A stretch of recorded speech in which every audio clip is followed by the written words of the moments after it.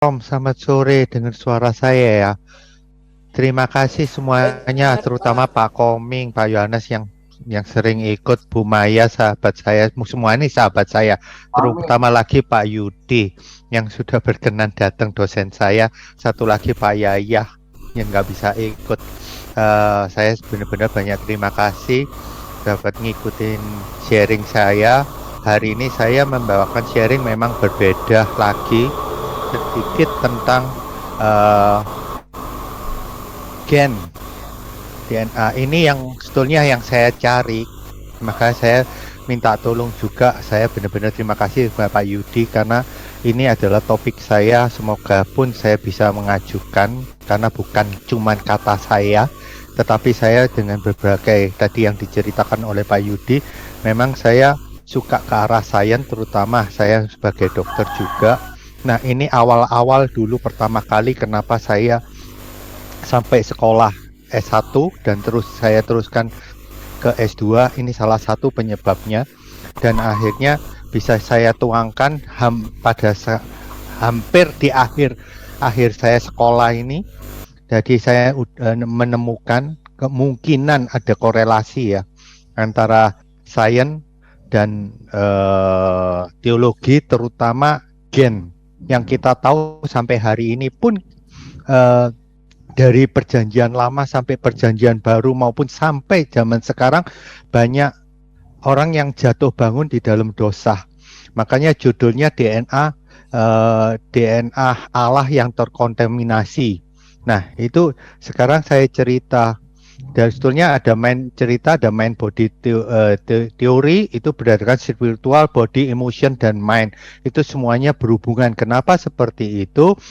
Ternyata di dalam kita tahu, kita semua pasti selalu ngomong, wah gennya orang itu baik, gen orang itu jelek. Nah, sekarang saya cerita apa itu namanya gen. Jadi pewaris sifat dari makhluk hidup itu adalah satu gen. Makhluk hidup tidak ada yang identik. Hal ini dikarenakan mempunyai materi gen yang berbeda-beda. Materi gen pada seluruh tubuh itu ada di setiap sel. Makanya dalam pikiran kita, dalam tubuh kita itu mengandung kromosom yang diurai berdasar gen. Nah, gen ini menghasilkan pewaris sifat organisme makhluk hidup. Gen ini mempunyai dua fungsi kita tahu, yaitu informasi genetik yang dibawa setiap individu ke keturunannya, dan sebagai pengatur metabolisme pengembangan setiap makhluk hidup. Nah, yang saya intikan, gen ini mengandung dua, yaitu DNA dan RNA. Yang sering kita sebutkan itu adalah DNA. Tapi kalau dari sains itu sebetulnya ada dua. Jadi gen itu terdiri dari DNA dan RNA.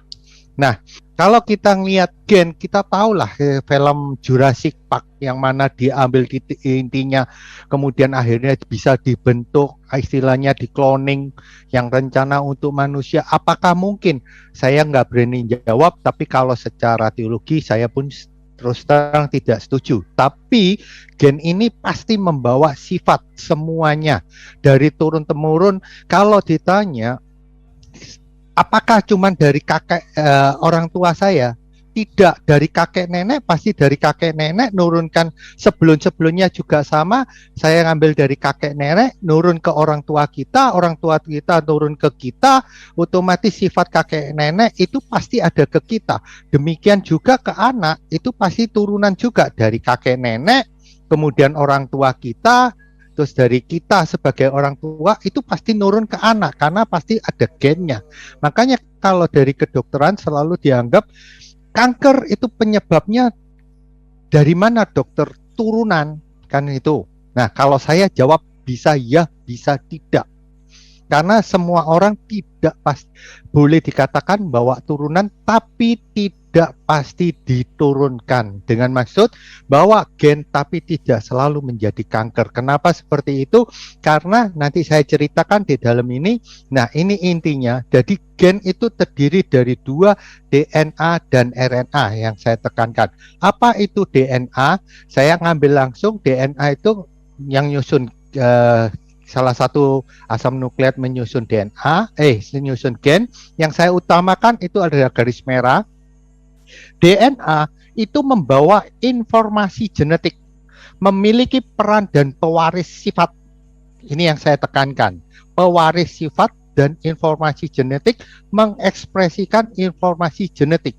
Jadi apapun yang sifatnya dulu itu turun-temurun itu dibawa. Ini cerita yang awal. Nanti saya lanjutkan. Dan DNA ini sifatnya permanen. Sampai kapanpun semua manusia itu mempunyai DNA. Jadi baik atau buruk itu ada di dalam DNA. Seperti kita sifat itu kayak komputer. Kemarin saya diskusi dengan teman, itu kayak komputer. Dari satu komputer kita pindah, itu copy paste aplikasi, semuanya masuk. Kita butuh, nggak butuh, itu masuk. Sama, ini DNA juga. Nah, kemudian yang kedua, apa itu RNA? RNA ini saya singkatkan, RNA itu kalau ditulis terpilih, ini ceritanya yang menutup DNA menjadi satu gen. Nah, RNA ini sifatnya tidak permanen, mudah terurai. Dengan intinya, kalau DNA itu data, RNA ini kelakuan yang kita lakukan. Sehingga kalau dari informasi DNA ini kemudian kita lakukan, akhirnya terjadilah RNA, jadilah kata orang Jawa bilang apa, tumbuh ketemu tutup. Nah, saya nyuntukkan sebagai gini, ada mur yang perempuan, ada mur yang laki. DNA itu perempuan, RNA ini yang laki. Jadi kalau ada genetik, tadi saya bilang, kalau genetiknya dia turunan, kemudian dengan kelakuan yang kita lakukan, misal tahu saya ada turunan, tapi dalam sehari-hari saya melakukan pola hidup yang nggak benar, segala macam, akhirnya ketemulah sel itu tidak sel kanker tadi. Kalau kita pola hidupnya benar, dengan pola makan yang benar, otomatis RNA-nya nggak terbentuk. Karena tadi saya bilang RNA itu tidak permanen, ya kan?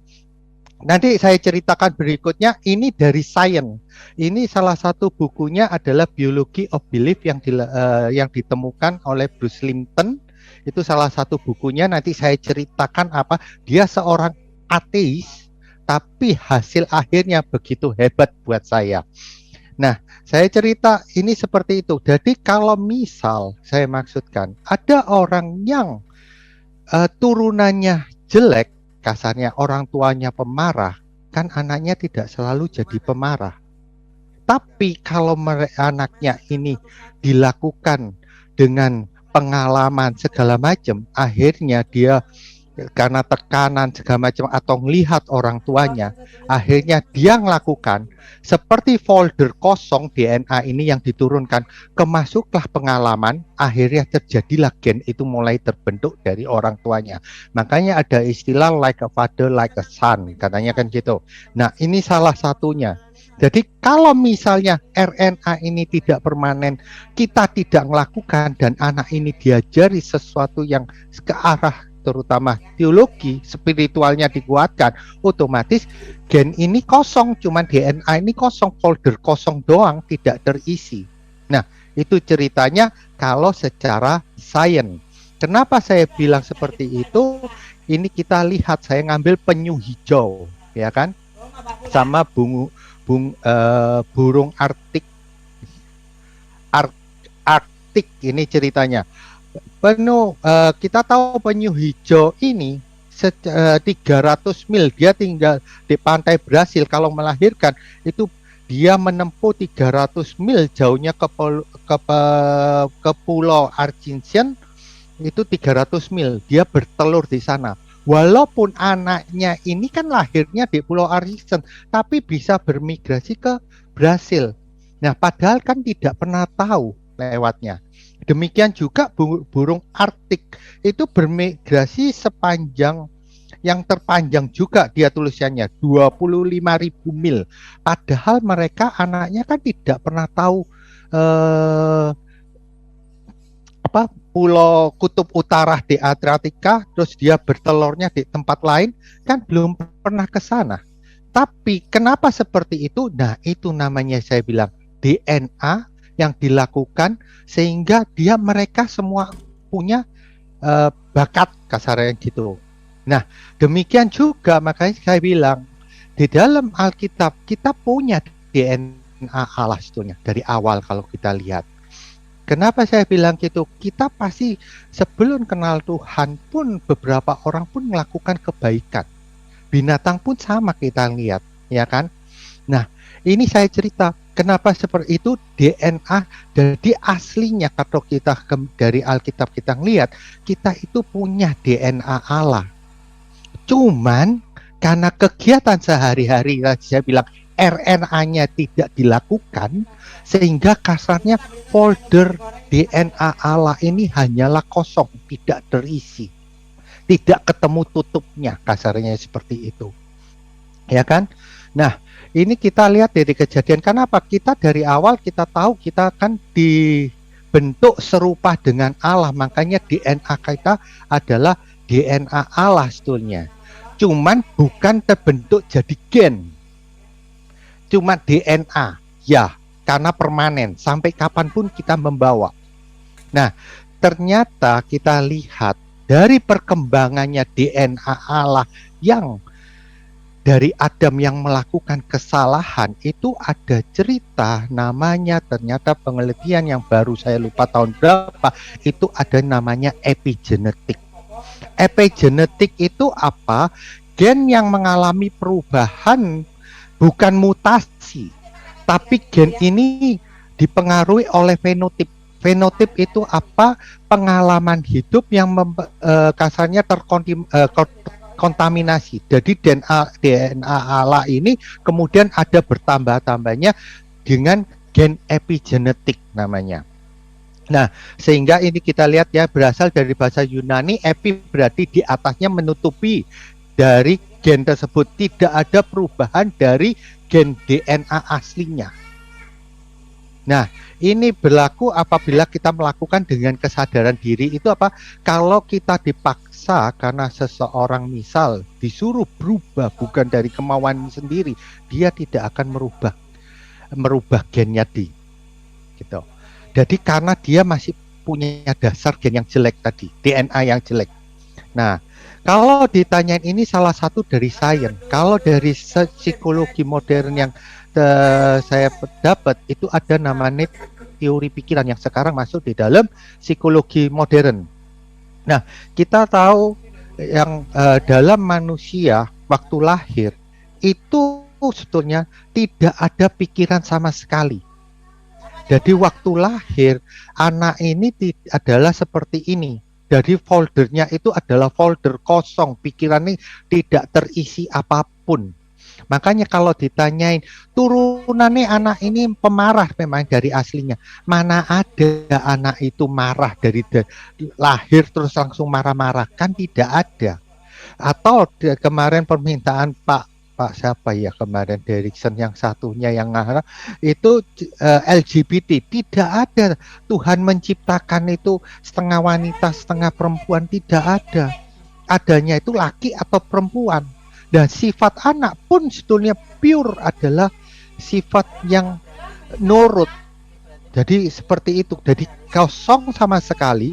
Dari perkembangannya ternyata kita lihat karena ilmu pengetahuan, dari pengalamannya dia, dari sekitar lingkungannya, akhirnya apa yang terjadi, terbentuklah dari pikiran itu adalah pikiran sadar dan pikiran bawah sadar yang di dalam pikiran anak itu. Nah, kita lihat di dalam pikiran sadar itu otomatis kita diajari karena pengalaman, karena pengetahuan, kemudian kita dapat menganalisa kan, rasionalis, short term memory, hanya memori jangka pendek di dalam ini. Kalau memori jangka panjang, waktu pengalaman SD segala macam itu masuk di bawah sadar. Nah, lihat di bawah sadar itu isinya apa? Habit, belief, karakter, genetik, kepribadian atau karakter, intuisi. Nah, saya tadi kembali ke cerita tentang burung. Intuisi, dia punya feeling untuk melahirkan di satu pulau yang jatuh jarak jauh, itu intuisi. Jadi gen itu pun ada di dalam pikiran bawah sadar ini. Nah, kalau ditanyain lagi, Apabila kita nggak melakukan karakter kebaikan, kita nggak melakukan sesuatu yang jahat, otomatis anak itu tidak akan menjadi jahat. Anak itu tidak akan jadi pemarah. Tapi anak itu mempunyai DNA. Ya, asalnya DNA itu adalah di bawah pikiran bawah sadar itu kosong. Tapi karena pengalaman, ya kan, karena lingkungan segala macam, akhirnya terbentuklah karakter yang baru. Karena lingkungan itu masuklah di dalam folder. Jadi sebetulnya anak ini membawa folder kosong. Kalau lingkungan pendidikannya dia atau pengalamannya dia tidak mengalami kepahitan, otomatis tidak akan terisi. Ini seperti saya cerita waktu kapan pernah saya cerita tentang teori pikiran ini. Kita tahulah banyak orang yang kepahitan ternyata ada di dalam kandungan. Ya kan, awalnya kenapa anak ini akan digugurkan. Kalau ditanyain di dalam kandungan apa yang dirasakan ibunya, itu masuk ke bayinya, tapi berupa folder kosong, belum ada filenya. Kemudian waktu lahir, dan karena lingkungannya, otomatis kita tahu anak ini tidak dihargai, otomatis pasti orang tua pun tidak menyukai, ya kan? Atau untuk orang yang LGBT, si ibu atau lingkungannya kepingin, ya kita tahulah orang Chinese kepingin anak laki, ya kan? Dan si ibu mengharapkan anak laki. Nggak salah nanti kalau keluar dia udah ada folder, tapi dari lingkungannya kemudian kelakuan orang tuanya dan sekitarnya mengharapkan dia seperti laki-laki, masuklah di dalam folder tersebut. Jadilah anak itu jadi tomboy. Jadi intinya apapun DNA itu yang tadi saya bilang karena permanen, itu adalah folder kosong. Yang bisa diubah itu adalah RNA. RNA itu dapat diubah dari mana? Dari kelakuan kita. Kelakuan kita mau baik atau jelek. Kalau jelek ya otomatis masuk di dalam folder itu tadi. Demikian juga maka dari cerita ini, dari epigenetik kemudian kembali ke teori pikiran. Saya lihat ini kemarin permintaan dari Pak Derikson yang suka pakai kopi pakai apa Blangkon, kelihatannya nggak ada. Saya kemarin ditanya, Pak, bikin yang cerita tentang Lady Boy di Bangkok, kenapa mereka seperti itu? Nah, kalau ditanyain, mereka itu turunan, mereka punya epigenetik DNA yang sudah terkontaminasi, ya kan? Karena sebelumnya orang tuanya punya sifat seperti perempuan lah segala macam yang sudah bertobat. Nah, nanti saya cerita kemungkinan besar ada korelasinya yang bertobat tapi bertobat ala kadarnya. Jadi dia masih punya DNA. Dan karena lahir kemudian lihat lingkungannya seperti itu, akhirnya masuklah folder file tadi masuk di dalam folder. Akhirnya otomatis kalau ditanyain apakah genetik, saya jawabnya bisa ya, bisa enggak. Bisa ya karena orang tuanya yang punya DNA seperti itu, DNA kelakuan, DNA karakter yang jelek atau yang negatif diturunkan ke anak, tapi tidak akan menjadi genetik kalau anak ini tidak mengalami pengalaman, didikan, contoh di luar role model di sekitarnya yang ke arah perempuan. Jadi seperti itu. Kalau ditanyain lagi, kemarin saya ngelihat, ternyata kita lihatlah pengalaman dari Nuh, itu kita lihat, ternyata orang kan Nuh itu semuanya dimatikan semua, ya kan? Nah, kemudian pilihan Tuhan itu adalah Nuh yang kasarnya yang intim dengan Tuhan, dipilih. Kita tahu binatang pun dipilih, orang manusia dipilih, ya kan? Semua yang jahat dimatikan semua, tinggal Nuh. Ternyata apa yang dikelakukan anak-anaknya? Ada yang tetap yang jahat.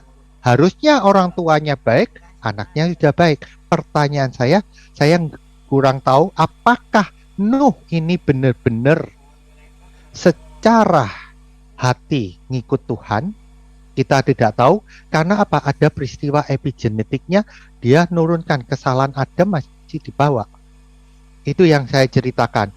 Nah, otomatis epigenetik itu sampai sekarang kita bawa kalau ditanya. Nah, waktu saya melihat dari perkembangannya, kemudian waktu Tuhan mengutus putranya Yesus, itu kita diminta untuk melakukan apa? Diperbarui dalam roh dan pikiran kita, mengenakan manusia baru. Nah, dengan maksud manusia lama kita tidak ubah. Kalau saya ngelihat ayat ini, berarti sebetulnya Tuhan itu ingin mengubah RNA-nya, kelakuan manusianya, sehingga DNA itu tidak terisi manusia lamanya. Jadi benar-benar pure manusia baru, tidak memikirkan tentang manusia lama. Sehingga apa? Terutama untuk pasangan muda, supaya genetiknya benar-benar pure murni. Tapi kalau sekarang manusia, kita sebagai manusia Kristen, kasarnya yang setengah-setengah, bukan manusia baru berubah jadi 180 derajat, saya yakin otomatis mereka yang setengah-setengah tadi membawa adalah DNA yang negatif kemarin, yang turunan-turunan kemarin. Sehingga tidak salah kalau kita melahirkan turunan yang sesuai dengan kita. Sesuai dengan apa? Sesuai dengan kelakuan-kelakuan yang lama, kalau ditanya. Dan saya ingat kemarin ini tadi saya cerita dari awal, dulu pertama kali saya masuk sekolah teologi, sebelumnya kan saya ikut kursus teori pikiran, atau yang orang sekarang cerita tentang hipnoterapi, saya ikut itu. Nah, kemudian waktu saya praktek, pernah saya cerita, mungkin saya ulangi, maaf.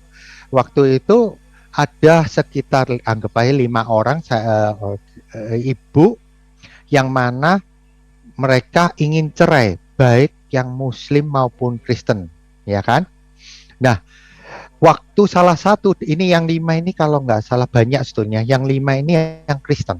Nah, waktu saya tanya, si A ini orang tuanya ternyata cerai. Apakah si anak ini tahu? Ya, memang dia tahu, tapi pasti orang tuanya pasti ngajarin sesuatu yang baik. Nah, tapi buat saya merasa aneh. Kenapa orang tua ini melayani di gereja, aktif di gereja. Benar-benar aktif, saya tahu orang tuanya. Tapi pertanyaan saya, kenapa seperti ini ya 5 orang ini, gitu loh. Yang lainnya ada yang Muslim juga ternyata. Kenapa seperti ini? Saya ingat, saya sebelum saya belajar, waktu itu saya, setelah pengetahuan saya, bukankah saya intim dengan Tuhan semuanya dipatahkan? Dosa turunan dipatahkan. Tapi kenapa ini kok anaknya ikut nurun ya, saya pikir gitu. Dan yang mengagetkan lagi, waktu saya tanya, si A ini waktu kejadian orang tuanya cerai, dia SMP. Dan sekarang si A ini ingin cerai, anaknya juga salah satunya SMP. Makanya saya bingung, kenapa seperti ini? Kesalahannya di mana? Saya pikir waktu itu. Ternyata dari perkembangannya, saya belajar sampai hari ini, ternyata banyak, maaf, sekali lagi saya minta maaf, banyak manusia sebagai manusia orang Kristen, kita sebagai orang Kristen, itu bukan menjadi manusia baru yang diinginkan Tuhan. Tapi kita pun masih main-main di manusia lama. Nah, otomatis gen ini masih terbuka. Nah, yang sepengetahuan saya, gen ini saya nganggapnya adalah gen setan ya, gen iblis. Itu ternyata seperti satu kelompok. Kita tidak bisa ubah, ya udah saya enggak marah, saya ikut Tuhan, saya enggak marah. Tapi ternyata satu kelompok. Jadi marah segala macam itu di dalam satu kelompok gen ini, DNA ini. Jadi kalau kita masukkan folder semuanya pasti terbuka semua. Memang anak mungkin turunan tidak selalu jadi marah, tapi punya sifat yang lain, dosa yang lain. Nah, Tuhan tidak ingin ini. Kenapa saya bilang ini? Karena saya tahu, pengetahuan saya ada hubungannya dengan teori pembentukan karakter, yang dimana hasil akhir di pembentukan karakter kita tidak perlu bingung sama gen-gen DNA marah segala macam ini. Ikutlah dengan Roh Kudus, otomatis Galatia 5 ayat 23 itu berubah semua. Kita ikut Roh Kudus, otomatis buah-buah rohnya ada semua. Kita lihat sifatnya, damai, kasih, ya kan, penuh dengan sukacita, itu ada semua di sana. Itu kan karakter semua. Dan saya waktu pengetahuan dengan teori pembentukan pikiran itu akhirnya memang cuma dua. Kalau kita ikut Tuhan dengan bimbingan Roh Kudus, semuanya akan diubahkan.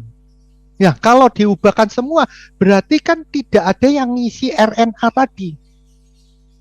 Dan otomatis DNA kalau tidak ada isi RNA, tidak akan menjadi gen. Sehingga kita tidak akan menurunkan keturunan ke bawah kita kalau ditanyain. Itu yang kelihatan yang mau dimaui Tuhan. Makanya Tuhan terutama melalui Yesus, yaitu kita diubahkan supaya kita tidak membentuk RNA. Sehingga RNA ini RNA kasarnya bimbingan Roh Kudus, firman Tuhan ada di RNA, sehingga gen ini hilang. Itu yang dimaui Tuhan. Sehingga otomatis apa? Berikutnya, turunan-turunan berikutnya otomatis benar-benar kita melakukan apa? Turunan yang benar-benar DNA Allah yang murni, tidak terkontaminasi lagi.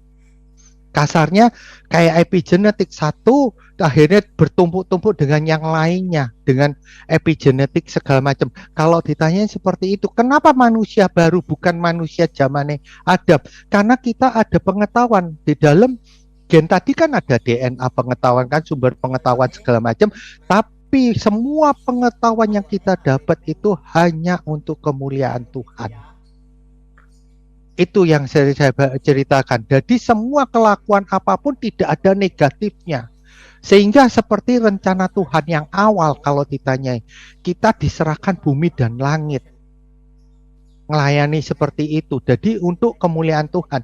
Itu yang saya dapat benar-benar dari pengalaman saya belajar, ternyata saya kebuka ini. Kemungkinan menurut saya, dari kasus yang saya alami itu, kemungkinan si ibu dari si A tadi, itu saya rasa bukan sebagai orang Kristen yang benar-benar manusia baru.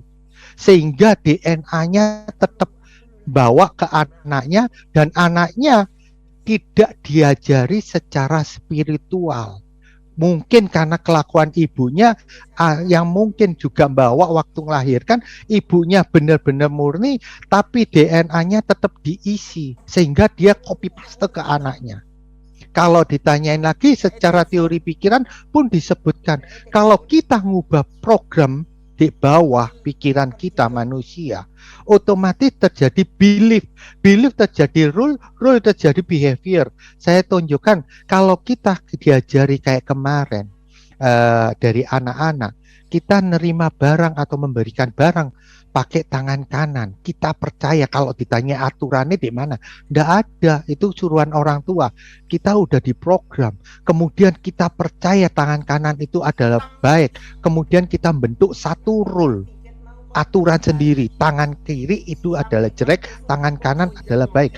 Akhirnya terjadi habit. Nah, habit ini otomatis habit yang positif, otomatis DNA gen kita pun jadi positif, DNA kita jadi positif, RNA kita jadi positif. Dan DNA yang negatif yang kemarin itu terbuang kalau kita program yang baru, kita nggak ngisi. Tapi kalau kita ngisi, punya program di sini yang tadi DNA yang jelek, kemudian kita isi, otomatis jadi habit yang sama. Anak-anak itu kan kita secara tidak sadar jadi ikut pemarah, ikut penjudi, ya kan? Kalau ditanyain seperti itu, terus terang saya cerita, banyak orang tua, dan saya pun ngalami, terus terang kalau ditanyain, nggak ada orang tua mengajari sesuatu yang jelek. Orang tua pasti ngajarin sesuatu yang baik. Ternyata orang tua saya ngajarin sesuatu yang baik. Ternyata saya bawa yang jelek dari orang tua saya, dan saya ngalami baru sesudah nikah. Padahal saya diajarin. Orang tua saya memang sebagai Buddha, tapi secara tidak langsung saya kopas. Saya dikopas sama orang tua saya. Saya punya DNA yang jelek. Kemudian dari pengalaman, dari lingkungan segala macam, saya ngisi folder itu, folder jelek itu tadi dengan RNA.